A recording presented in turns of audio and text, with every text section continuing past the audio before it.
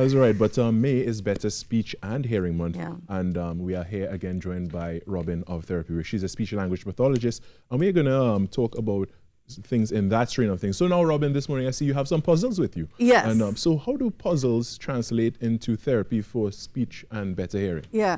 So puzzles are one of my most favorite toys.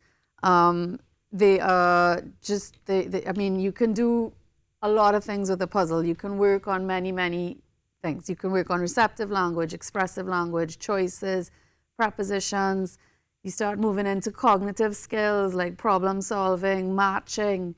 It's just a lot of stuff. That sounds like a lot for like a puzzle. So a puzzle does all that. You Yeah. can you can accomplish all that through a puzzle. Yeah. It's you take your task analysis, you look at what you want to achieve, and then you use your puzzle, your toy, to achieve that. And a puzzle is a good one to get there. All right. Well, you said one of the things you said was receptive language. Show us how to work on receptive language using a puzzle. So one of the easiest ways, I'll just use a simple puzzle like this. It's just single piece. You have to put it in and match it. It makes noises, which is kind of fun for the kids. And really, all I do is I hold it up. Will you be my Sure. guinea pig? I'll be a lovely assistant. Okay. So you hold up two puzzle pieces in front of the child. Okay, so I'm just looking. You're just looking at it right now, and I say, Carrie, show me horse. Show me horse. Well, horse. Yes, very good, Carrie. That's a horse. Excellent. And you've now taught the child horse. They can now show that they understand what that word means. You then can take it a few steps further and you go, what noise does a horse make? Right, it neighs. Says neigh. You make it fun for the kids, right? It's never boring. Where does a horse live? And you've started working on WH questions, which is also improving comprehension. And of course, before you go there, you say, tell me, what's this? A horse. Exactly. Right. Expressive language has just been targeted. I feel so many things accomplished right now. Yes, you're doing a really good job. I'm so proud of you. Thank you. Even just slide that in there for me. Right. You've just worked on matching, problem solving, because you have to problem solve. Like, how does it go in? Right. The shape where as does the shape? How does the shape fit? So many pieces.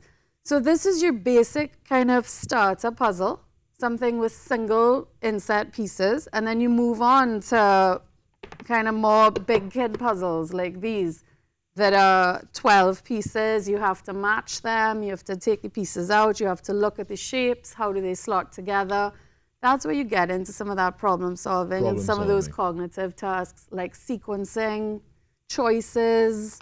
I'll give my kids a puzzle like this and say, can you, which one do you want to build? Do you want to build the cat, the fish, the bird, or the dog? And they have to make a choice. So then you ask them, and then maybe you could engage with questions like you did earlier. What sound does a cat make? Where would you find a cat? Where does a cat live? What does a cat eat? Right. All these things. From seemingly simple puzzles, but they could train a number of skills. I mean, even down to something as kind of abstract as resilience. You want to know how to build resilience in a kid. Well, it starts from puzzles like this single inset puzzle. Do they just do this? I don't know. I give. Do they give up immediately? Do they have motivation to keep trying, to keep finding how that piece fits in? That's an important skill. That's an important. Noise is so fun. The kids love it, right? Right. I love it now too. Yeah. It's like makes you want to do it. Yeah, exactly. There's a little bit of a reward system in there. Exactly. It's intrinsically motivating, teaching you that self-motivation ultimately. Right. So all of that stuff is being targeted. We like to think that the technology, the iPads, the phones, the screens, that's going to be what teaches our kids, but it's not. It really is these old school kind of toys. So let me ask a little bit. So what about, doing puzzles and such on an iPad or a Kindle or one of these things? So fair enough, but you're not getting the same tactile. You're not getting the same, you're not having to actually slide and move and fit it in, slot it in. I'm very sorry, this is annoying now. Thought it was going to be cute, it's kind of annoying.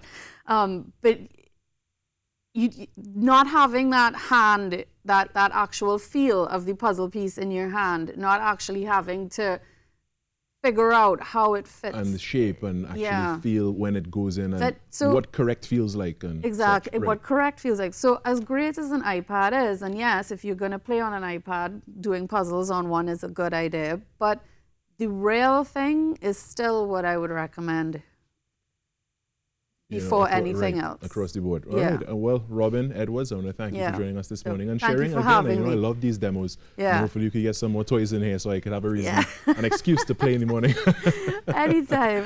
Right. We have a lot. So. And this has been Therapy Works with Robin Edwards, the speech language pathologist and co-director there. I want to thank you very much for joining us this morning as usual, and we look forward to next week and see what else you have in store for us. Well, thank you very much for having us, Carrie. It's always fun. Always. All right, we're going to take a short break, Trinidad and Tobago, and we will be going to be right back after this.